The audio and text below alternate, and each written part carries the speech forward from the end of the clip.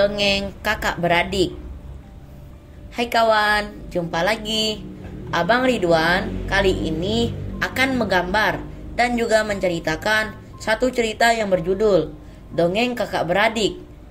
Bagaimanakah kisah selanjutnya? Sebelum kalau ceritanya, pastikan untuk mensupport kita ya, dengan cara like, komen, subscribe, dan nyalakan loncengnya juga ya. Oke, kita langsung kalau ceritanya ya. Seorang anak laki-laki menarik tangan adik perempuannya dan berkata, "Lihat, kita tidak pernah merasakan kebahagiaan semenjak ibu kita meninggal. Ibu tiri kita selalu memukuli kita setiap hari, dan kita tidak berani berada di dekatnya karena dia selalu menendang kita untuk menjauh darinya. Kita tidak pernah dapat makanan yang baik, kecuali remah-remah dan sisa-sisa roti. Seandainya saja ibu kita masih hidup dan tahu semua penderitaan kita ini, mari ikutlah denganku. Mari kita tinggalkan rumah ini." Lalu kakak beradik itu pun meninggalkan rumah ibu tirinya, berjalan seharian penuh.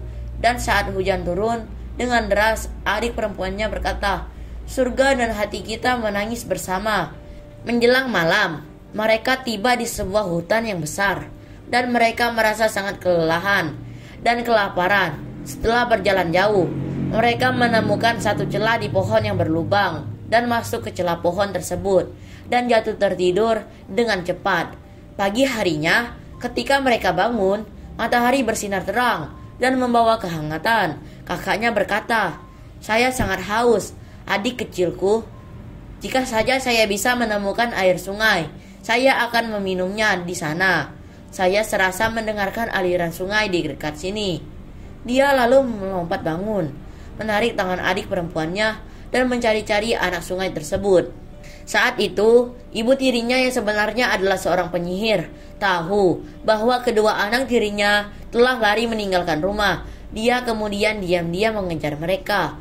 Ketika tahu bahwa mereka kehausan, dia lalu memberi mantra sihir pada semua aliran air yang ada di hutan.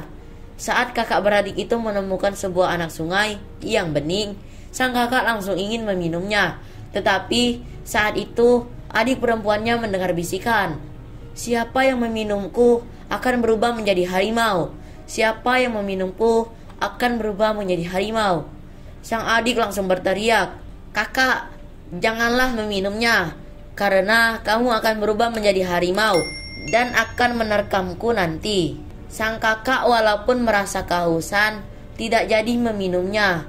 "Baiklah," katanya, "kita akan mencari mata air yang lain saja." Ketika mereka menemukan mata air sungai yang kedua, sang adik mendengarkan suara berbisik, "Siapa yang meminumku akan menjadi serigala. Siapa yang meminumku akan menjadi serigala." Dan sang adik langsung berteriak, "Kakak, jangan meminum air di sini, karena kamu akan berubah menjadi serigala dan menerkamku." Kembali sang kakak tidak jadi meminumnya dan berkata, "Baiklah, saya masih bisa menahan rasa hausku sampai bertemu dengan mata air yang ketiga."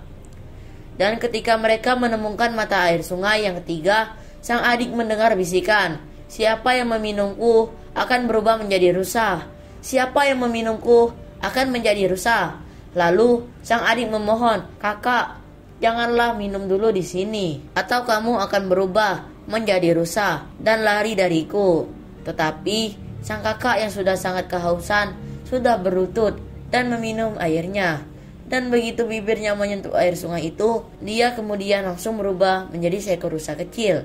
Sang adik perempuan menangis melihat kakaknya yang telah disihir. Begitu pula kakaknya yang telah berubah menjadi rusa ikut menangis di pangkuannya. Akhirnya sang adik berkata, "Tak apa-apa, saya tidak akan meninggalkan kamu sendirian." Kemudian dia mengambil sabuk emas miliknya dan mengikatnya di sekeliling leher rusa itu.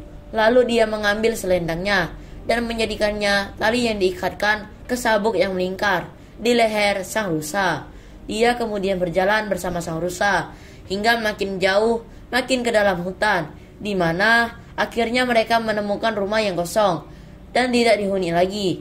Sang adik memutuskan untuk bermalam dan tinggal di sana bersama sang rusa. Setelah beberapa tahun lamanya hidup di hutan ini, suatu hari raja masuk ke hutan tersebut untuk berburu, sehingga hutan tersebut dipenuhi dengan derap-derap kaki kuda, tiupan trompet dari tanduk, dan gonggongan anjing pemburu, serta teriakan-teriakan pemburu. Mendengar trompet berburu, sang rusa menjadi gelisah dan ingin keluar dari rumah itu. "Ah," katanya kepada adik perempuannya, "biarkan saya keluar. Saya tidak tahan mendengar trompet itu." Dia terus memohon hingga adik perempuannya menyetujuinya dengan sedih hati. Tetapi katanya, "Kamu harus kembali sebelum malam. Saya akan mengunci pintu saya karena takut pada pemburu tersebut. Jadi, untuk mengetahui yang datang itu adalah kamu atau bukan, ketuklah pintuku dan katakan, 'Adik tersayang, bukalah pintu, saya ada di luar sini.' Jika kamu tidak berkata apa-apa, saya tidak akan membukakan kamu pintu." Akhirnya, sang rusa menyetujui dan berlari keluar di alam bebas. Secepatnya, raja dan pemburu-pemburu melihat rusa yang indah itu dan melakukan pengejaran. Tetapi mereka tidak pernah dapat mengejar dan menemukannya. Saat malam tiba, sang rusa pulang ke rumah dan mengetuk pintu sambil berkata, "Adik tersayang, bukalah pintu, saya ada di luar." Kemudian pintu terbuka dan sang rusa lalu beristirahat di dalam rumah tersebut. Keesokan hari ketika perburuan dimulai kembali dan mendengar trompet ditiupkan, sang rusa kembali meminta agar adik perempuannya membiarkan dia keluar. Seperti hari kemarin, adiknya membiarkan dia keluar dan rumah dengan sedih. Saat raja berburu kembali, dia dan pemburunya melihat sang rusa dengan sabuk emas di lehernya dan mulai mengejarnya kembali. Hampir seharian penuh mereka mengejar rusa tersebut dan akhirnya sang rusa terkepung dan sedikit terluka di kaki sehingga sang rusa tidak dapat berlari kencang lagi. Para pemburu yang mengepung rusa tersebut melihat sang rusa lari ke sebuah rumah dan mengetuk pintu dan berkata, "Adik tersayang, bukalah pintu, saya ada di luar sini." Pemburu melihat kejadian itu dan melaporkan kepada raja apa saja yang dilihatnya mereka. Esok hari ketika akan berburu lagi, kata sang raja, sang adik saat membuka pintu dan melihat sang rusa terluka menjadi sangat ketakutan dan bersedih. Dia selalu membersihkan luka dan membalut luka itu dengan ramuan dari daun-daunan. Setelah itu dia berkata, "Pergilah beristirahat agar kamu cepat sembuh." Keesokan harinya, luka di kaki sang rusa mulai membaik dan sang rusa meminta kembali agar diizinkan keluar. "Saya harus keluar, saya akan berhati-hati agar mereka tidak menangkap saya," kata sang rusa. Sang adik menangis dan berkata, "Mereka pasti akan menangkapmu kali ini dan saya akan menjadi sendirian di hutan ini.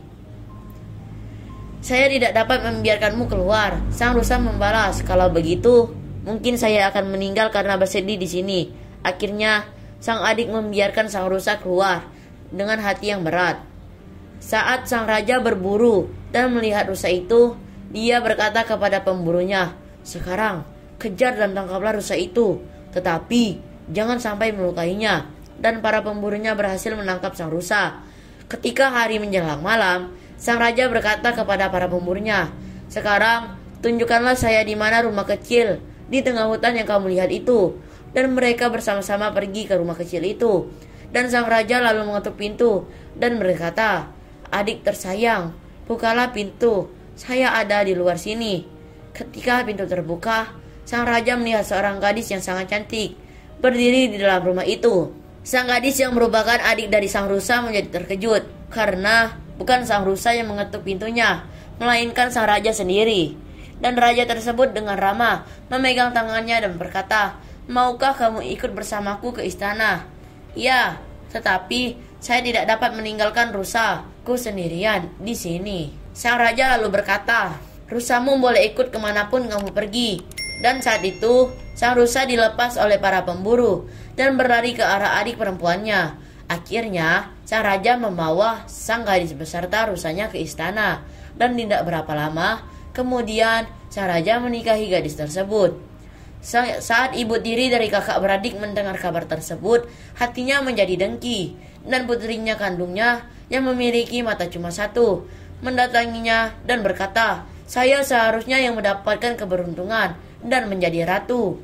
"Tenanglah," kata sang ibu tiri, "kamu akan mendapatkannya ketika saatnya telah tiba." Tiba suatu saat, ketika raja sedang berburu di hutan, sang adik yang telah menjadi ratu melahirkan seseorang anak laki-laki. Ibu tiri yang penyihir menjalankan rencananya dengan menyamar menjadi seorang pelayan. Dia memberi racun sihir pada sang ratu dan sang ratu pun lenyap terkena racun sihir itu. Kemudian, ibu tiri itu dengan cepat menandani anak gadisnya dengan sihirnya agar sama seperti sang ratu. Tetapi, walaupun ibu tiri itu mempunyai sihir, dia tidak dapat menyamarkan mata putrinya yang hanya satu itu dan mencari alasan yang baik agar raja tidak menyadari perbedaannya. Sang raja menjadi sangat gembira mendengar bahwa sang ratu telah melahirkan anak laki-laki. Saat dia ingin menjenguk sang ratu, ibu tiri yang menyamar menjadi pelayan berpesan kepada raja agar tidak membiarkan sinar mengenai mata dan tidak membuka tirai jendela atau menyalakan lilin yang terang di dalam kamar karena sang ratu masih lemah. Raja tidak pernah menyadari bahwa yang selalu ditemui itu bukanlah sang ratu yang asli. Setelah kejadian itu, di ruangan di mana bayi itu ditidurkan, perawat yang menjaga bayi sering melihat pintu kamar tersebut dibuka oleh seorang wanita yang mirip sekali dengan ratu, dan dengan perlahan-lahan orang yang mirip ratu itu mengangkat sang bayi dari buayan, menggendongnya, menidurkannya kembali, lalu pergi ke sudut kamar bayi, di mana sang rusa selalu berbaring, mengalus punggung sang rusa, dan diam-diam kembali keluar dari kamar tersebut tanpa mengucapkan sepatah kata pun. Kejadian tersebut berulang terus menerus, dan setiap kali perawat yang menjaga bayi tersebut bertanya ke penjaga pintu, mereka selalu mengatakan tidak melihat satu orang pun masuk ke dalam ruangan itu. Karena ketakutan, para perawat tersebut tidak pernah menyampaikan apa yang dilihatnya kepada siapapun. Suatu malam, kejadian tersebut terulang kembali, tetapi kali ini orang yang mirip dengan ratu tersebut bertanya kepada sang perawat, "Apakah anakku baik-baik saja? Apakah rusaku baik-baik saja? Saya akan datang 2 kali lagi," lalu mengucapkan selamat tinggal. Perawat yang ketakutan tidak menjawab apa-apa, dan setelah kepergian sang ratu yang asli itu, dia lalu melaporkan hal tersebut pada raja. Raja lalu terkejut dan berkata, "Apa yang kamu katakan itu? Saya akan ikut melihat dan mengawasi kamar tidur anakku nanti malam." Ketika malam tiba, sang ratu yang asli muncul kembali dan bertanya kepada sang perawat, "Apakah anakku baik-baik saja? Apakah rusaku baik-baik saja? Saya akan datang sekali lagi," lalu mengucapkan selamat tinggal. Saat itu, raja bersembunyi di kamar tersebut, tidak keluar dari persembunyiannya, dan tidak mengucapkan apa-apa. Di hari berikutnya, sang raja ikut kembali mengawasi kamar tidur anak bayinya. Dan ketika sang ratu yang asli datang dan berkata, "Apakah anakku baik-baik saja? Apakah rusaku baik-baik saja? Saya datang kali ini untuk mengucapkan selamat tinggal." Sang raja tidak dapat menahan dirinya lagi dan melompat keluar dari persembunyiannya dan berkata, "Kamu adalah istriku yang tercinta." "Iya," kata sang ratu, "saya adalah istrimu." Saat itu, sihir yang mengikat sang ratu menjadi musnah. Sang ratu menjadi pulih seperti sedia kala, seperti tidak pernah mengalami hal apapun. Kemudian, sang ratu pun menceritakan semua kisahnya dan betapa kejamnya perlakuan ibu tirinya. Raja langsung menangkap sang ibu tiri dan anaknya serta menghukum mereka. Setelah ibu tiri yang menyihir itu mendapatkan hukumannya, sihir yang mengikat sang rusa akhirnya menjadi musnah juga, dan sang rusa kembali ke bentuk manusia kembali. Akhirnya, kakak beradik tersebut dapat hidup dengan bahagia selama-lamanya. Jadi, pembelajaran yang dapat kita teladani dari dongeng kakak beradik ini adalah kebaikan akan menang, dan pada akhirnya kejahatan akan sirna dan tak berdaya. Oke, terima kasih banyak ya kawan-kawan sudah menyimak cerita kita kali ini. Sampai jumpa di kisah dan cerita yang lainnya dalam video menggambar dan bercerita. Terima kasih ya. Bye-bye.